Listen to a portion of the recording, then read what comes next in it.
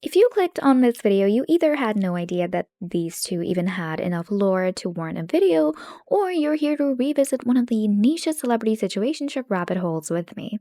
Lucky for you, twin, I'm nosy too, so let's talk about it. But let's be real, who am I to be talking about this? Well, here are my credentials. I owned a very off-brand misprinted Camp Rock bedsheet. I also did buy and still have the Demi Lovato book that, come on girlie, it was kind of a scam. And I even dyed my hair blue at the impressionable age of 14 because Demi Lovato did. So, safe to say I know what I'm talking about, alright? Demi most likely first met the Jonas Brothers when she auditioned for their TV show. She didn't end up getting the role for their female best friend in the show, but she did end up nailing it in real life. Regardless, she caught Disney's eye and got a bigger role with Camp Rock. I guess you could say she was really good. She's really good. Now, if you loved watching The Summer I Turned Pretty, you would have loved being a preteen logging onto your mom's YouTube to look up Demi versus Jemi compilations. Just to catch you up if you weren't there, this is before Demi and Joe started dating. Spoiler alert. During Camp Rock 1, people would take the behind-the-scenes clips from the film, interviews, red carpet, etc., and would edit it to Christina Perri songs. And it was always Christina Perri songs.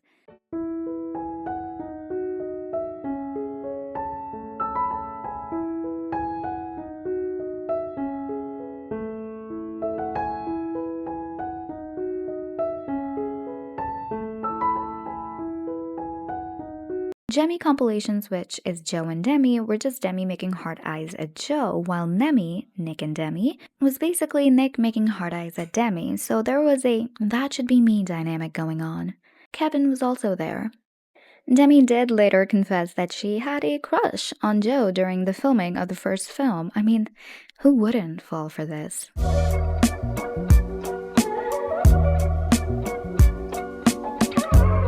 But fans do what they do best, and they create scenarios. Guys, Nick's only dating Miley and Selena because he can't have Demi, his true love. Duh. What I would do to be a fly on the wall during these shoots, the preteen gossip must have been insane. Anyway, notably, Nick was publicly dating Miley and then Selena during this time, so Demi was mostly shipped with Joe because, he's the one that's available. Sorry, Kevin. As they say themselves, Nick's dating history at the time was complicated, to say the least. Dating seemingly everyone. Yep. And then who else? Miley. And then Miley back with Cyrus. Selena. Thank you, Demi. But And then wasn't back this- with Miley. But guys, never let your girlfriend stop you from finding your next girlfriend, and that's why Nemi shippers persisted. A month after the first Camp Rock film came out, the Jonas Brothers went on the Burnin' Up tour with Demi Lovato, and I know what you all are probably dying to know right now. Who is the Joe bro that I crushed on? And well, it was none. I was actually pretty singularly focused on Demi Lovato. I was also 6, and I think when this was all happening, I wasn't old enough to grow out of the boys suck, girls are better mindset. One may say I've actually never grown out of that mindset. My crushing days came later. So, with the film, the interviews, the press, and the tour, Demi and the Jonas Brothers were really, really close, and also fans got more than enough clips for their Jemi and Demi ship videos. The Jonas Brothers also co-wrote and produced tracks on Demi's 2008 debut album, Don't Forget, with them participating in 6 out of the 11 tracks. Nick and Demi even revealed in an interview in 2016 that the song Gonna Get Caught was about Joe. Demi was really in her Stevie Nicks era. Demi and Joe didn't really date until 2010, but there was a will they, won't they thing going on for a while. But Demi felt Joe was a total player. Demi at 15 with hindsight like that is insane. The Jonas Brothers were so messy, but also thank you boys because we got some really good songs out of you. And all of that was 2008. In 2010, Camp Rock 2 comes out. Joe Jonas and Demi Lovato play on-screen love interests, but they also briefly dated in real life around this time. They even did a whole Teen Vogue cover thing, but broke up 2 weeks before it was released, and then both called the interviewers separately to comment. 16-year-olds have never 16-year-olded as much as these 16-year-olds did. Now, skipping ahead to 2013, and Demi is doing really well at this point with Skyscraper and Heart Attack both doing numbers. She does a brief role on Glee and was also a judge on The X Factor. She also went on the Neon Lights tour with openers like Fifth Harmony, Little Mix, Cher Lloyd, and Collins Key? The Magician? Pop stars were really just doing anything in 2013. Demi also had this episode game, which I did spend a lot of my dad's money on. And of course, she did the pop version of Let It Go from Frozen. On the other hand, the Jonas Brothers were on a downward trend and eventually announced that they would be splitting up to try solo careers.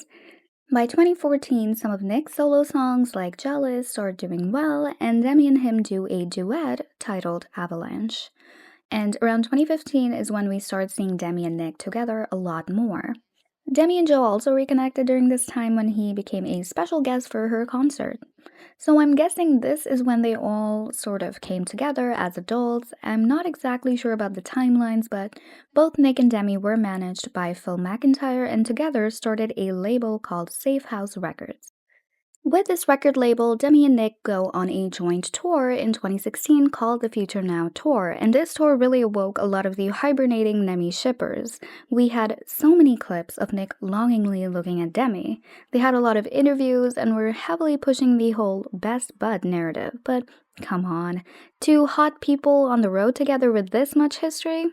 Also keep in mind Demi Lovato had just broken up, free of her shackles from this creep right here, to which Nick said, "It's the best timing." So, come on, we've all been on Wattpad to know that there's no way we're being 100% platonic here. We had duet performances and the chemistry was insane. What is Demi Lovato's favourite thing to eat for breakfast? Like an egg white omelet, mushrooms, spinach, cheese.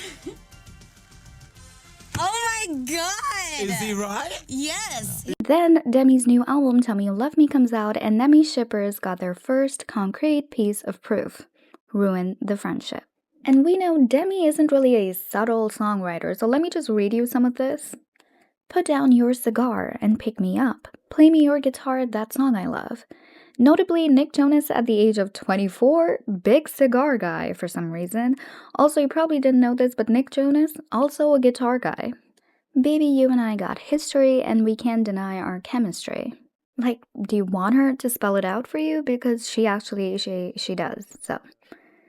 No, I can't keep denying every minute I think of you. If you decode this obscure Fibonacci-esque cryptic code, and you need to be really smart, so let me just do this. This spells out Nickdemi, and then, toy. Supposedly there's a song about Nick Jonas in here. You know, something that I will always keep to myself is who I write my songs about. I see. Yeah. Okay. So it's probably about him, but and so The song is basically her saying they have history, they have the connection, he's bold at night but scared in the morning, and that she basically is ready for him to ruin the friendship. Demi also said this.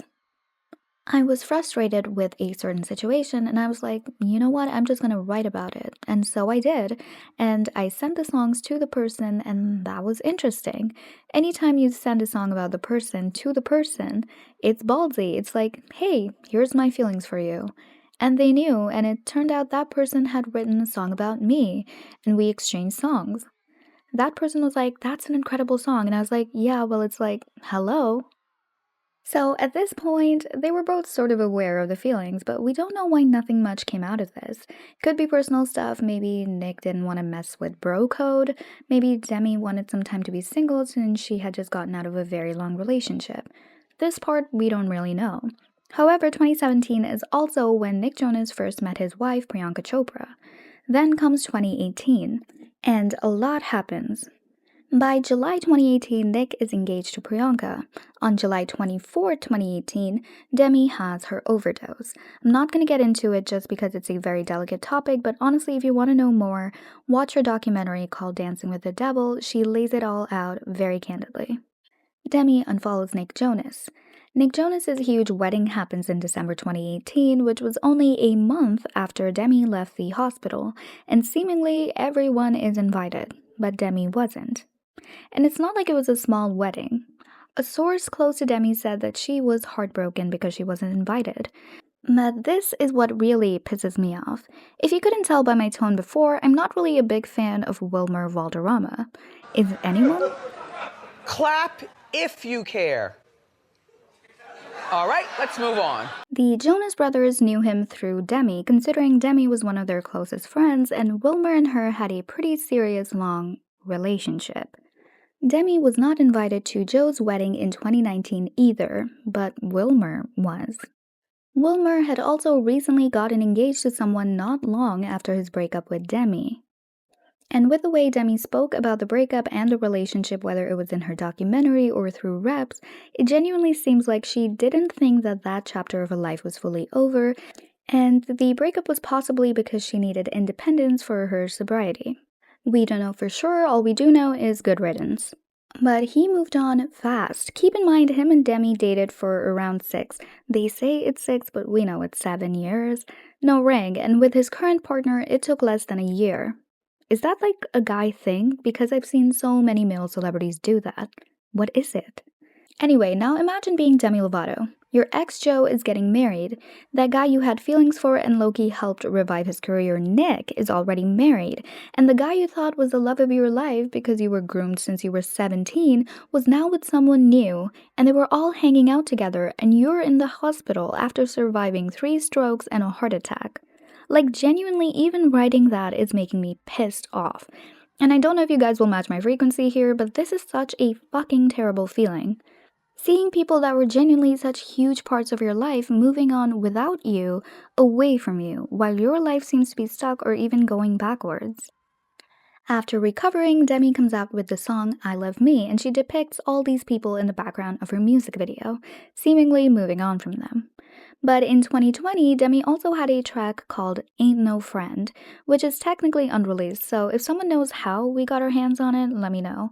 But yeah, Demi is not subtle with the lyrics here either. She starts the song with This Ain't No Safe House, as in Safe House Records, the label they literally started together.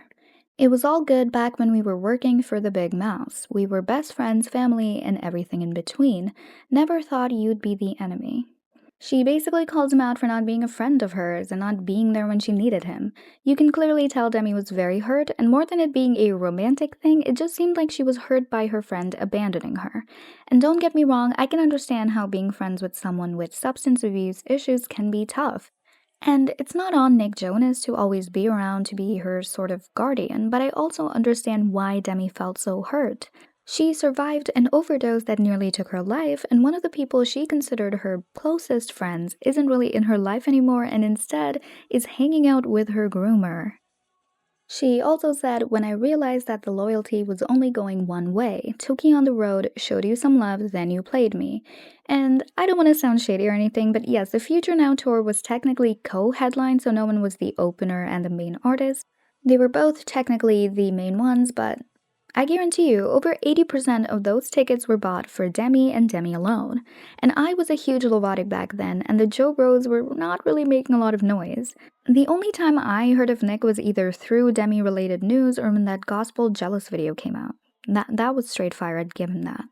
I love how to the point Demi is with her lyrics. Like, she really said, everybody is gonna know who the fuck I'm talking about. Then Demi Lovato was really made into an internet joke, with people joking about her being themmy or lashing out at a frozen yogurt spot, but honestly, as someone who's known even a fraction of what she has gone through in her life, we could see that she was just trying to find herself, heal, and survive. She met her now husband in 2022, and the two worked together and were friends before they started dating, and then married in 2025. She looked incredible. She came out with her new album, It's Not That Deep, in 2025. Better than ever, she's healthy, she's happy, she's making music, touring, and has people that love her close by. And yeah, I'm really happy for her as someone who has been a fan for such a long time. And yeah, she came to Canada, and I did go to her concert, and I cried when she sang Skyscraper because I used to sing that to myself in my room when I was 9. It was a great time. She also reconnected with Joe and Nick during their tour, where she sang with them and they seem to be on amicable terms, which just shows that she has grown and is leaving all the bad feelings behind, which is very big of her.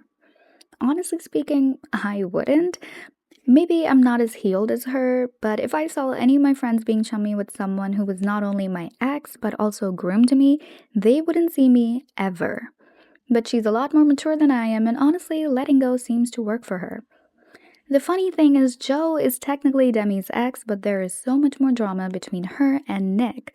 So, as iconic as this reunion was, this one was the one everyone was clenched up for. So, while we all haven't moved on from all of this, Nick, Demi, and Joe, and of course Kevin, seem to have. This is just one of those niche topics I could make an on-the-spot presentation about, so I wanted to share it. It was probably a part of a lot of our childhoods and Tumblr feeds and J14 magazines. And a little teaser, Nemi, as in Nick and Demi, wasn't the only intriguing Nemi lore. There's another Nemi that a lot of you may not know about. But I'll save that for a next video if that's even something anyone would be interested in. Thank you so much for watching this video and indulging me in my weird, stuck in 2014 interests, and please like and subscribe, and I will see you in my next one. Bye!